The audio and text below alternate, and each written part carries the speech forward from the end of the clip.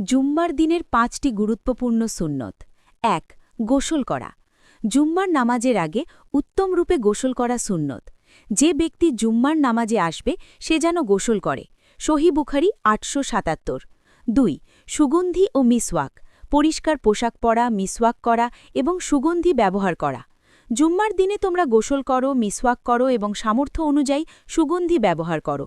সহিহ বুখারী ৮৮০। ৩. সূরা কাহাফ তেলাওয়াত করা। জুম্মার দিন সূরা কাহাফ পাঠ করা অনেক সওয়াবের কাজ।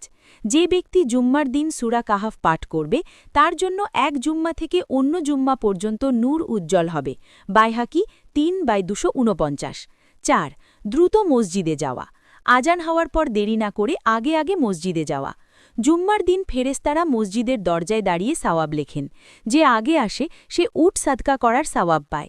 সহিহ মুসলিম ৮৫০। ৫. বেশি বেশি দরুদ পাঠ করা। নবীজি সাল্লাল্লাহু আলাইহি ওয়াসাল্লামের ওপর অধিক পরিমাণে দরুদ ও সালাম পাঠানো। তোমরা জুম্মার দিনে আমার ওপর বেশি বেশি দরুদ পাঠ করো, কারণ তোমাদের এই দরুদ আমার কাছে পেশ করা হয়। আবু দাউদ ১০৪৭। একটি বিশেষ টিপস।